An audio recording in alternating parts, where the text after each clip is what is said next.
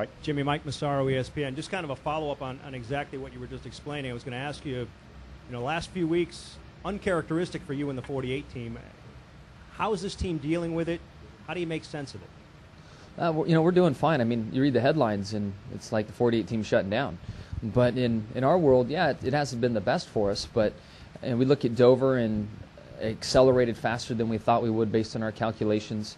Some people still think I sped up when I got next to the 18, and that wasn't the segment I got busted in. It was me leaving the pit box harder than I had any other time. So, that one, I'll take the lump for that one. The All-Star race, where I was pinned down next to Denny, coming to the white at the All-Star race, I said the hell with it. And I just stayed in the gas and it spun around. I knew if I didn't clear him there, I had no shot at catching the two, and there weren't points on the line. So I said, the hell with it, I'll hold it wide open and hope it sticks. And it didn't. I was a lawnmower off through the grass. But, last week I made some mistakes. The first one, the car was edgy, and I got loose off of 4 and got in the outside wall.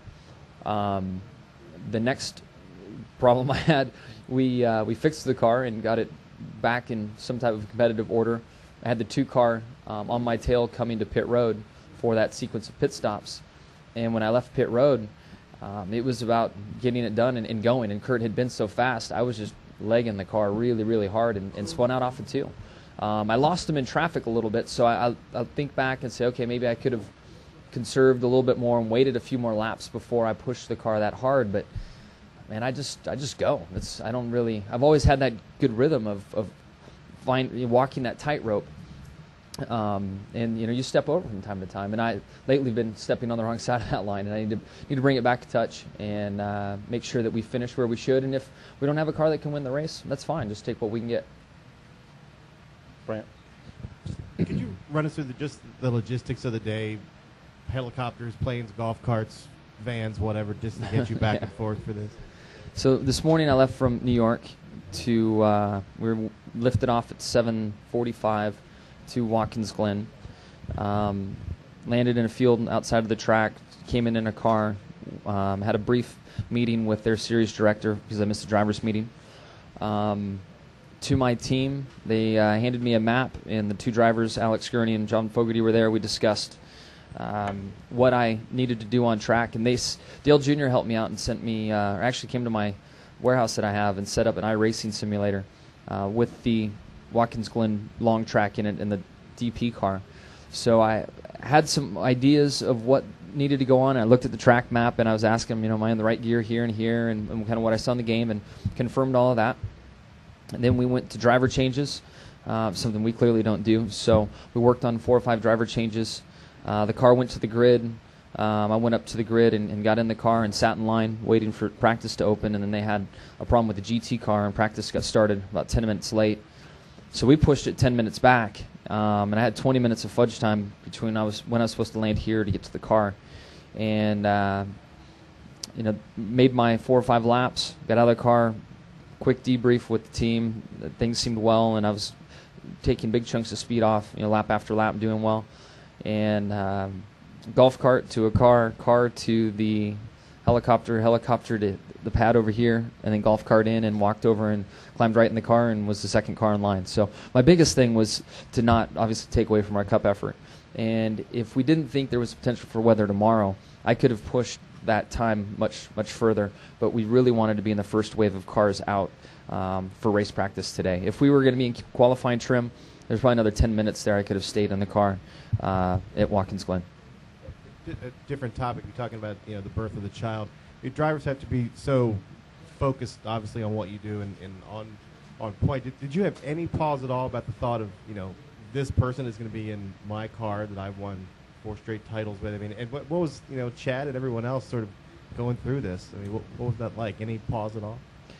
With Rick, starting with Rick, and then to Chad and my guys, they're all so excited for Shane and I to experience this, and for me to be there and be a part of the birth and enjoy all those moments that come with it, that it's been really cool and more, especially from Chad's standpoint. Chad's like, there is no way you're missing the birth of your daughter. You will be there. I don't care what it costs, what it takes.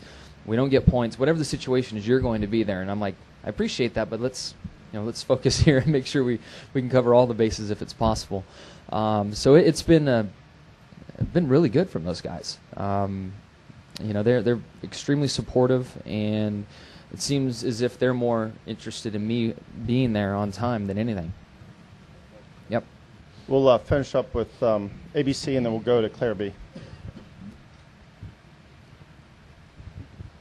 Reach the halfway point to the race for the chase. Give me an idea, struggled the last couple of weeks.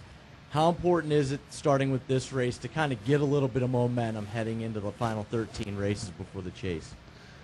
It depends on how you look at it. I mean, you certainly want points at every event, and we've lost some points here recently, but this track doesn't apply to anything that we race on at the end of the year. So in one light, it's important for points. Another light, if you don't run well here, it doesn't really matter. And then the third thing that now I'm starting to experience is the overall expectation of everyone where the 48 car should run. So those are the three factors that I used to only be two, now three that I'm learning to deal with. But we want points. We need points. There's no doubt we've been slipping in the points because of a few mistakes that's been made. But I think we're going to be good. We were really fast in race trim today, and then qualifying trim had a good margin on the guys. So we'll get all we can this weekend and go on to the next one. And again, I'm really going to be focused on getting what I can out of the car. And if it's a 5th place car or a 10th place car, I'm not going to step over that line and bust my butt again. Claire B. Claire B. Lang, Series NASCAR Radio. After 4 championships, is it harder to not have mental lapses? I mean, talk about the focus it takes to do at this level what you're trying to do yet again, and how hard is it not, I guess, have a mental lapse in the whole thing, and if you think about that. Yeah, it's such an interesting dynamic, and when it's going well, it's almost as if you don't know why it's going so well.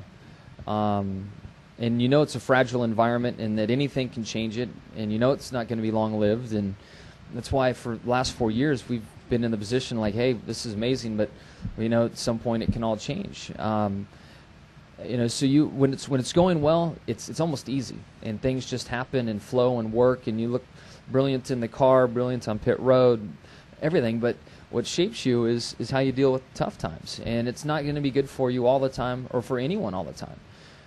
So I think, one, it speaks to how special the last 4 years have been for the 48 team, and then 2, it shows how competitive this garage area really is. And you've got to respect this garage area, respect all the drivers, teams, competitors, and go out there and earn it week in and week out. Just because something happened in the past, it doesn't mean you're going to come in and have it happen again.